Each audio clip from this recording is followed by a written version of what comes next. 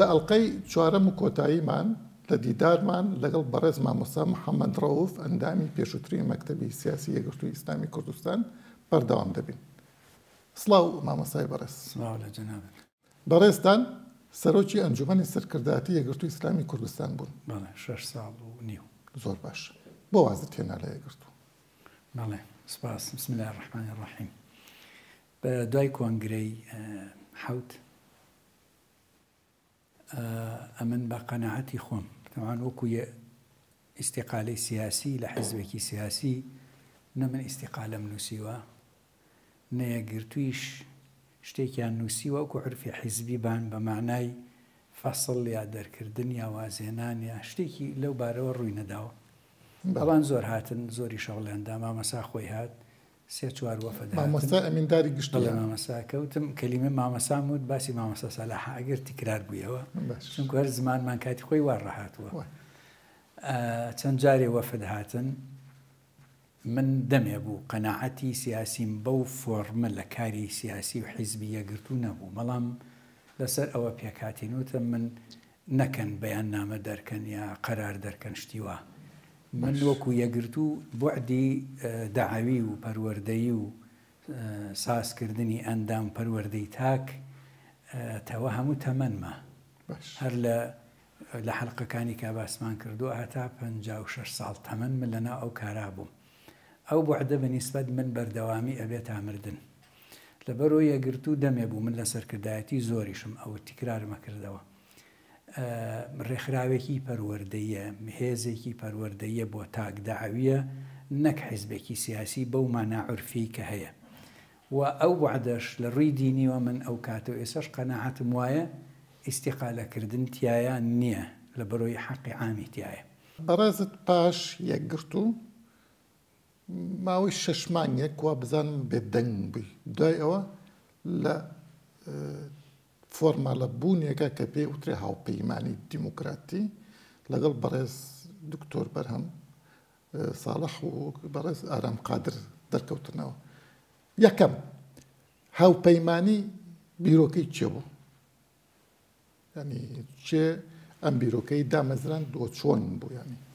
ئێمە تەعەن من و کاکە ئارام فترەیە بوو دراسی ئەومانە کرد لەگەڵ کۆمەڵێ کادری پێشووتری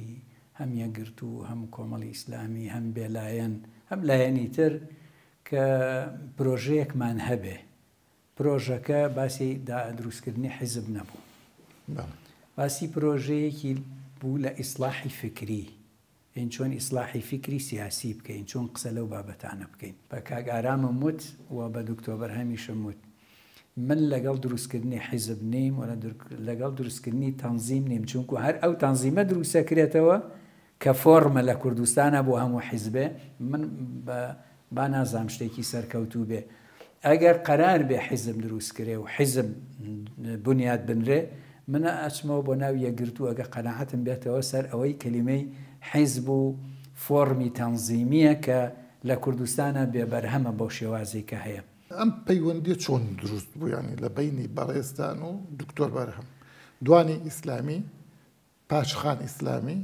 تا ئەو کاتەش هەر ئیسلامی بەڵام تەنزیمی ناوەکو بەڕێزت خۆ دەفەرموویت لەگەڵ دکتۆر بەرهەم ئەو پاشخانێکە ئیزانین. ئێمە لەو 6 مانگە بۆ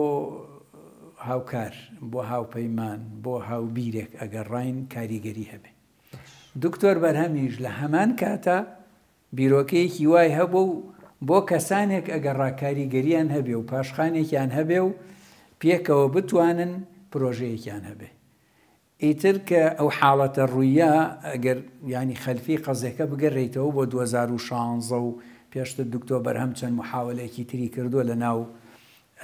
یەکێتی نیشتیمانیە و پرۆژەی ئیسلاحی هەبووە بە ناو یەکێتی و ئیسلاحەکەی جاری وابوو کراوە بە ئالیەت جاری وابوو هەر فکر بووە و تازە بە تازەش ئەو کاتەکە ئێمە پێشەوەی ینی هاوپەیمانێکە دروستکەین پرۆژەیەکی هەشت خاڵی بۆ نووسی بوون.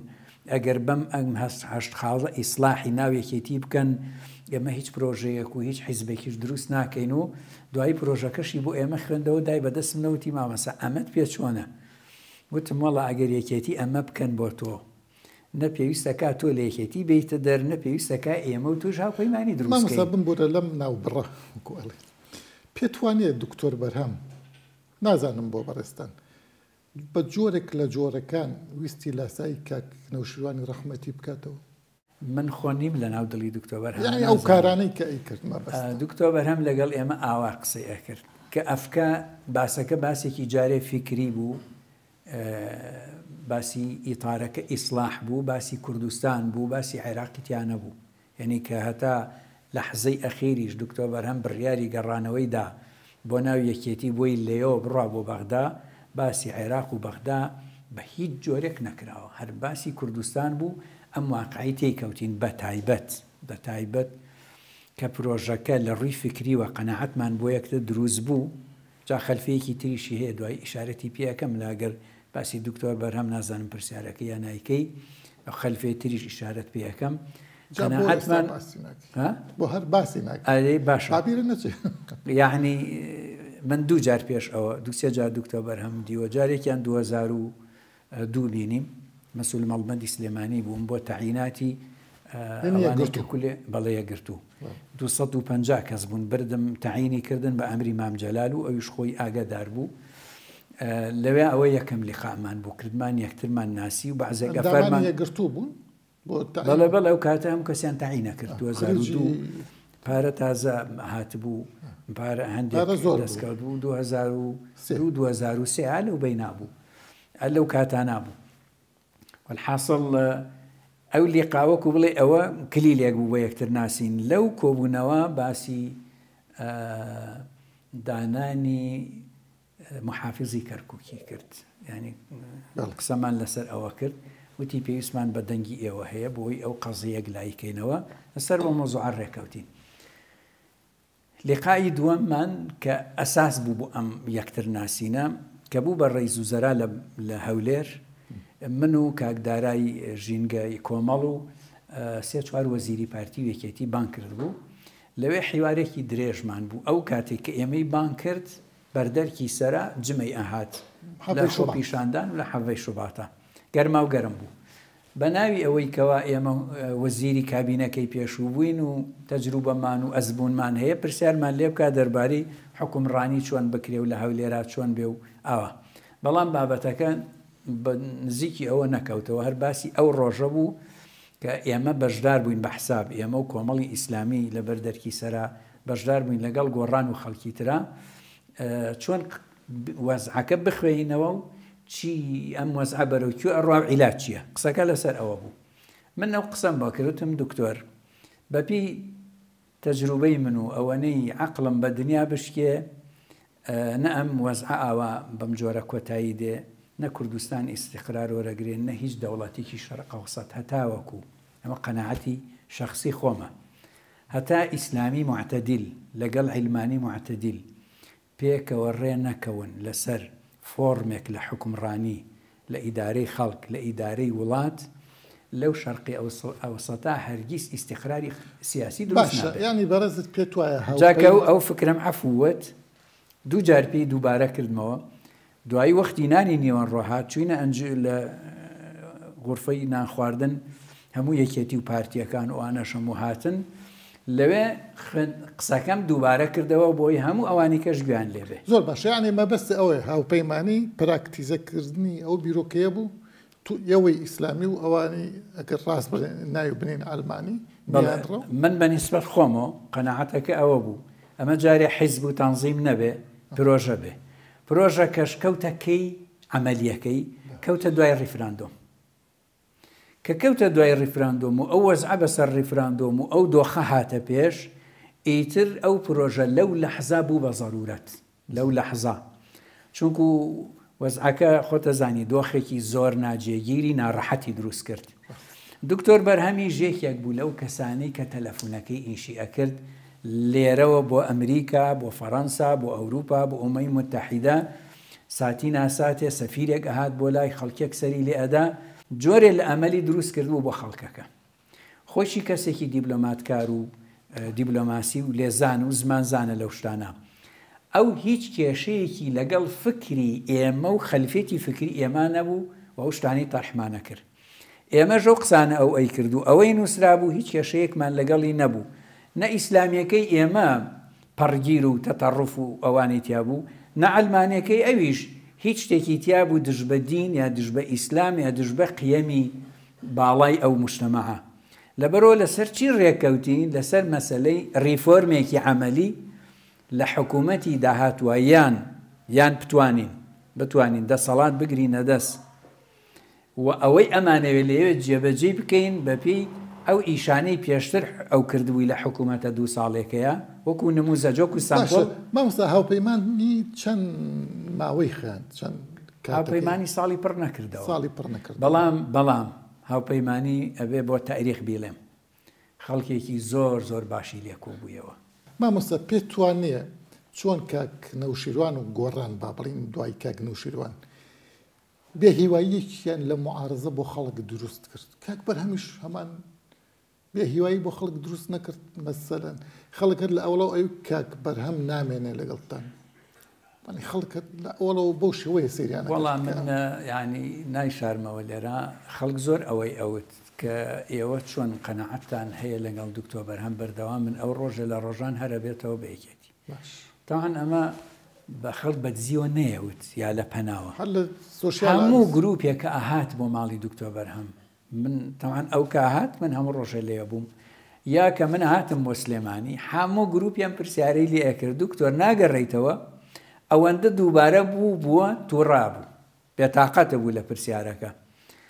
لە یەکێتی لە پارتی لە حیزبەکانی تر لە گۆڕان لە یەکگرتو و کۆمەڵ ئەوانە کە خەڵکمانە بینی ئەنوو باشە هەموو وەڵێ ئێوە چۆن ئەو قەنەعەتتان بۆ دروست بووە ئێمەش یەکەم جارمان بوو تەعاملی لەگەڵ بکەین مامەڵە لەگەڵ بکەین و قسەکانیش ڕوبەڕوو ئەمان کرد زۆر جددی 100 جار تەکیدی کردووە کە مستەحیلە جایسە خۆ قسە ئێوە نێ بڵێن پەنجە بنێ بە ڤیددیۆکانە خۆی لەسەر تەلەڤیزیۆن لە دوای ئەوەی پرسیارەکان زۆر ڕووی تێکردن هەمووی شەرح کرد من ئەوەیان بۆ کردم هەر نەچووم ئەوم بۆ ئەکەن هەر ناڕۆم خۆ هەمووی هەیە ڤیددیۆکان فعلا دکتۆر بەرهەم کە من گومانم پیا کرد ئەڕات گومانەکەشم بەرەو یەقین ڕۆیشت دووسێ کۆبوونەوەم لەگەڵ کرد و بەدوو جارێکیان لە یەکتریش تۆزێک هەڵچوون لە بینمانە دروست بوو لە یەکتر عاجز بووین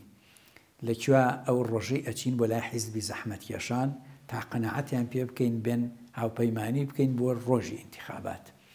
لەو سەیارە تا گەیشتین ئەوێ شەڕما بوو کاک چەتوە حەوێزی لە دواوە دانیشت بوو ئێمەش لە پێشەوە دوایی لەو سەرۆهاتینەوە وتی بە هەر خۆم خۆ دوو بە دوو بین تا ئەگەینەوە ماڵەوە شەڕ و ئاشتیەکەمان تەواو بکەین وتم دکتۆر یەک پرسیارت لێ یەکەم من 40 ساڵە یەک ئیشم کردووە نەمگۆڕیوە ئامادەش نەبووم بیگۆڕم بەس من نازانم تۆ قیبلە نماکەت بۆ کوێ بوو کوێ ئەڕۆیت وتی تۆ بۆ هەموو ڕۆژێ ئەم نیگەرانی و گومانت لە من هەیە من هیچ نیەتێکی خراپم نییە بەهەرحاڵ دوای ئینتیخابات و تەزویرە گەورەکە لێمان کرا تەزویرەکە گەورە بوو جەرگ بڕ بوو یعنی ئێمە ئەو هەواڵەی لامانە ئەو عەم معلوماتی لامان بوو لە بینی 9 بۆ 11 کورسیمان هێنا بوو جا دکتۆر بەرهەم کە جارێکی تر من و ئەو دەنگمان بەسەر یەک بەرز بووە زەختم لێ کرد کە ئەبێ ببیتە سەرۆکی لێز بۆ ئینتیخاباتی کوردستان و بیر نەکەیتەوە لە گەڕانەوە بۆ ناو یەکێتی و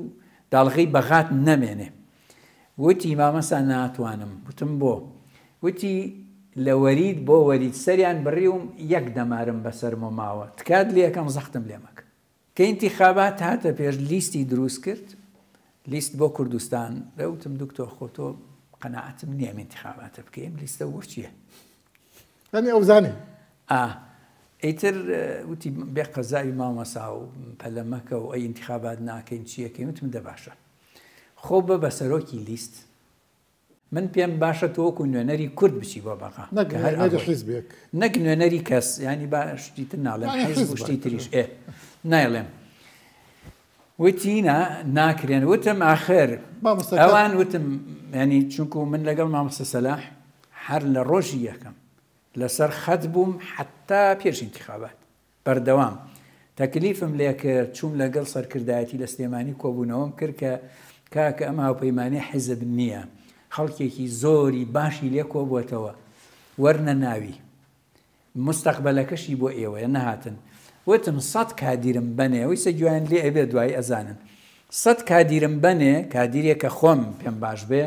هەموو هاوپەیمانیتان بۆ ئیستیعابەکەم بەو مەنهەجێتە ئیسلاحی ئێوە حەستان لێ و بۆتان ناکرێ، بەس بەمە ئەکرێ. حەزیان لێ ئەکرد، بەس نەیانەتوانی قەرارەکە بن. لە ڕووی دەرونیەوە جیابوونەوە یاخۆ ڕۆشتنی دکتۆر بەرهەم کاریگەری چەند بوو لەسەر خۆت وەک مامۆستا محەممەد؟ بەنسبەت من زۆربەی قورسایەکە کەوتە سەرشانی من، چونکو ماڵی ئێمە مەقەڕ بوو، بارەگا بوو ماڵی ئێمە، هەر لە تەسیسی هاوپەیمانی زۆربەی کۆبوونەوەکان لەوێ ئەکران. دوای ڕۆشتنی دکتۆر بەرهەم ماڵی ئێمە بۆ ماوەیەکی درێژ خایەن شەو و ڕۆژ خەڵکی تیا بوو. قورسایەکە هەمووی ڕووی کردە من، ناڕەحەتیەکە ڕووی کردە من تووشی نەخۆشی مەعیدەش بووم. بەهۆی ڕشتنی کاک بەرهەمەوە یا بەهۆی ئەو قورسە تاوان ڕۆشتنی ئەو کاریسە بوو بەنسبەت ئێمەوە. انتخاباتی کوردستانی جێهێشت، کاریسەیەکی تر بوو. تۆ 100 عائیلە، 100 عەشیرەت، 100 بنەماڵە کاندیدی داوە پێت، هەیە لە وەزیفە فەسڵ کراوە، هەیە لە پێشمەرگە فەسڵ کراوە، هەیە لە عائیلەکەیە شەڕی لەسەر کرا، هەیە ئەرزی فرۆشتووە، هەیە سیارەی، ئەی تو ئەمانە چۆن جێلی؟ لەبەرەوە یعنی دکتۆر بەرهەم لەبەر تەماعی شەخسی ئەم شتەی کرد. ئەوای ئەزانی مستەقبەلی حکومڕانی و دەسەڵاتی ئەو بەسراوە بەو لەحسەوە، ئەگەر لەگەڵ یەکێتی و ئەوانی ترا ڕێ نەکەوێ ئەو مستەقبەلەی سفرە بێ. دوای ڕشتنی دکتۆر بەرهەم هاوپەیمانی بۆ خۆی هەڵوەشایەوە. خۆی ئێستا بەڕێزت کارکتەرێکی گرنگ بووی لەوە مەسەلەیە، ئەوە مێژوویەکە هەیە لە کاری سیاسی و پەروەردەی. کاک ئارام قادر بە هەمان شێوە ئەم هەزار کەسێنی کە بە دەورتانەوە بوون بە هەمان شێوە. یعنی دکتۆر بەرهەم لە تای تەرازوێک و ئەم هەموو لە تای تەرازوێک چۆن شتی وا بێت بۆ بە نەمانی دکتۆر بەرهەم ئەم قەڵایە ئەم شتە ڕۆخۆ شتێکی تەبیعیە. مەوزوعی ئەو خەڵکە ئەتوانم بڵێم لە 100 نزیکی 60 بۆ 70 مابوو لەگەڵ ئێمە، بەڵام دیعایەک بڵاو کراوە، دیعایەکی زۆر بێویژدانانە لەسەر من، شخصی من نەکەگارم، کە ئێمە نایڵین هاوپەیمانی هەڵوەشێ و بڕوخێ، بەڵام بە دەعمی پارتی، بە پارەی پارتی. دیعایەکە زۆر بوو، ملیۆنێکی وەرگرتووە، 3 ملیۆن گەیاندیانە 15 ملیۆن، زۆر بوو، ڕقەمەکە هەر سەرەکەوت. تاوان دکتۆر بەرهەم پێشەوەی بڕا بەیاننامەیەکی نووسی ئەو مەجلیسەی کە مەجلیسی قەرار بوو کۆبوونەوەی تایە، کە هاوپەیمانی ئەمێنێ، ئەو هاوکارەکانی یا ئەوانەی هاوقەناعەتی ئەون ئەچنەوە بۆ ناو یەکێتی، هاوپەیمانی ئەمێنێ و هەر زمانێ هەر دەسەڵاتێکی بوو پشگیری هاوپەیمانیەکە بەیاننامەکەی نووسی ئیمزای کردو یای بەدەست منەوە. تاوان ئەو بەیاننامە بەو شێوە نووسرا 48 سەعات مفاوەزاتی لەسەر کراوە تا گەیشتنە ئەو سیغاروە ئاسان نەبوو و بەشێکی زۆری مفاوەزاتەکە لە بینی من و ئەوە بوو. ئینجا دوای ئەوەی کە بوو بڵین موافقەی بۆ کرا، ڕۆشتە بەغا، هاتەوە وتی هاوپەیمانی هەڵەوەشێنم، ئیتر نازانم، ئێمە بە گومان با بڵێن وعدی دابوو یەتەوە و هەڵیشی ئەوە شوێنە ئیسە نایتوانی یا هەرچیەک بوو، بە هەر حاڵ بڕیاری یەکلایەنەیدا کە هەڵی وەشێنێ و ئێمە موافقەمان نەکرد، کۆبوونەوەیکیان کرد لە سلێمانی لە ڕیاسەی جمهوریەوە هاتەوە،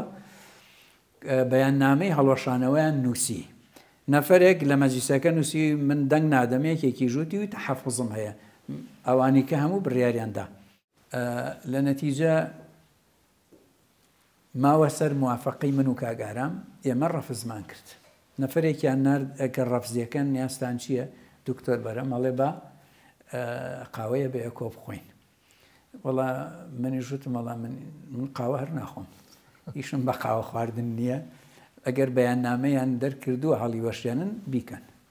وتیان ئێوە چیەکە؟ وتمان ئێمە بەرنامەی خۆمانمان هەیە جێبەجێیەکەین. ئیتر بەرنامەکەی نەکرد، خزمێکی خۆمانی کرد بە تەکلیفی کرد لە خزمێک بە مامەسا بێ یەک ببینین لە بەغا. ئێمە ڕۆشتینە بەغا بۆ مفاوەزەی ئەم قەزیە، باسی ئەوە کە من بۆچی هاتم هاوپەیمانی بۆ عەلی هات، ینی پرسیارەکە لەسەر ئەوە بوو. وتمانە بێ کاک شێ محەممەدی سەرگەڵوو لەگەڵمان بێت، پیاوێکی محتەرەم و ڕەفیقی کۆنی مام جەلال بوو، جێگەی تەقدیر بوو لای ئێو لای ئەو لای ئێمەش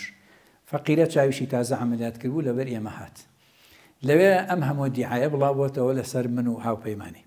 ڕۆژتی ناوێ دوو ڕۆژ و شەوێک لێوە بووین مفاوەزایەت و سەرچاوی دیعایەکە چوو بوو حەز ناکەم بێڵێم هەر لەوێ بوو بەس حەز ناکەم بێڵێم بۆی کەس زامار نەکەم بەهەرحاڵ دوای حیوارێکی دوور و درێژ و هەڵچوون و داچوون و ئەمانە ئەو ویستی بچینە ژووری کۆبوونەوە و قەڵەم و کاغەزوتم دکتۆر لەم ژوورە دەرناچی ناچی قسەمانە ئەیکەینەوە کاکە شێخە ئەگەر ئاش بووینەوە لە بینمانایە شەڕیشمان بوو با سەڵحمان بکە وەکو خۆشکردنی مەجلیس لە نەتیجا وتی چی بڵێن بۆتانەکەم بەس بە هاوپەیمانی یا هەڵی وەشێنین یا لەگەڵ یەکێتی یەک بگرێ ئێمە ژوتمان بەپی ئەو بەیاننامە ئیمزات کردووە نە هەڵی وەشێنین لەگەڵ یەکێتیش یەک ناگرین مستەحیل لە شتیوە ئیتر زۆر هێنامان و بردمان لە ئەخیرا وتی تۆ قسەی ئەخیرت چییە وتم ئێمە ناوی هاوپەیمانیەکەمان ئەوێ دیموکراسی و دادپەروەرەکەیمان ناوێ کلمەی هاوپەیمانی لەگەڵ لۆگۆکە بۆ ئێمە ئەوە یەک دوو تۆ هەموو مشکیلەکانت زاهیرە لەگەڵ منە و بۆ ئەوەی ئیسپاتی کەم من مەوزوعی پارە و دۆلار و ئەم دیعایانەی کە کراوە ئەسڵ و ئەساسی نییە و منم ئینە من و نە پارتیژ هیچ علاقەیەکی نییە بە ئەم قەزیانەوە من ئەم کاکە ئارامە ئەکەمە پێشنیاری بۆ ئەەکەم ئەی خەمە شوێنی خۆم ئەگە قەرابێ من ڕئیسم ئەو ڕئیس بێ و من نیەمە دەر لە معادلەکە تا پیش ئەگرێ هاوکاری ئەەکەم ئیتر من واز لەم قەزیێنم زۆری پێعەجیب بوو شێم حەمە و زۆر ناڕەحەت بوو بە قسەکە لە بەرۆی ئەوەنەیان دوو لە ڕووی ئەم مەجلیسە ئەو خەڵکێکە گوێی لێ ئەوەنەیان درۆ کردبوو باوەڕی کردبوو تە سەیرێکی من و سەیرێکی دکتۆر بەرهەمی کرد وتم بە قەناعەتی تۆ پارتی و ماڵی بارزان 15 ملیۆن بەند بە نەفەرێ ئەتوانێ یاریان پێ بکە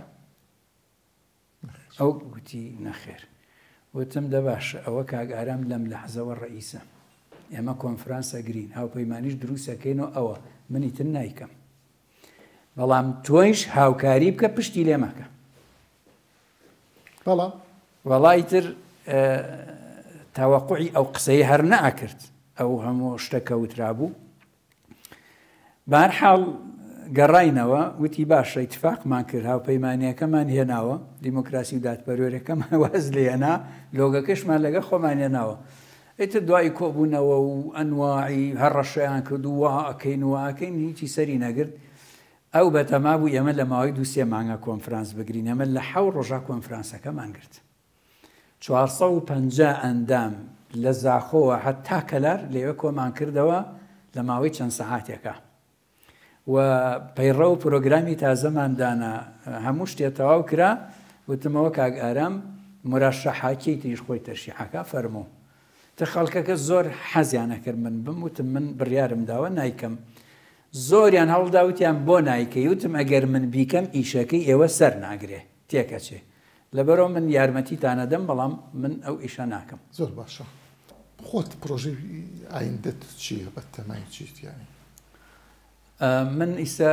سیاسەتی ڕاستەوخۆ ناکەم بەس ناتوانم تقریبا لە سیاسەتی عامدا بڕێم لەبەرۆی هەر خەمێکی نەتەوەی و نیشتیمانیم هەیە بە خەلفێتە ئیسلامیەکەم من تا ئیسا خەریکی نووسین بووم زیاتر ئیسەژ هەر لە فکری پرۆژەیەکی تری نووسینام و لەگەڵ خەڵکە تەواسولێکی بەردەوامم هەیە لەگەڵ ئەنواعی خەڵکی سیاسیە لە هەندێک گروپە بەشدارم تحلیلی فکریە تحلیلی سیاسیە لەوانە خەریکم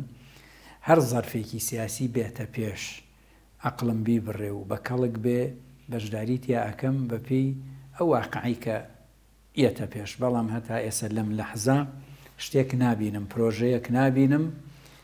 هەستی پێ ناکەم یا من نایزانم یان نییە هەتا ئیشی تیا بکەم زۆر سپاس مامۆستای بەڕێز بەڕاستی ماندوومان کردی بینەرانی بەڕێز بەم شێوەیە هاتینە کۆتایی دیدارمان لەگەڵ بەڕێز مامۆستا محەممەد ڕەوف سەرۆژی پێشووی ئەنجومەنی سەرکردایەتی یەکگرتووی ئیسلامی کوردستان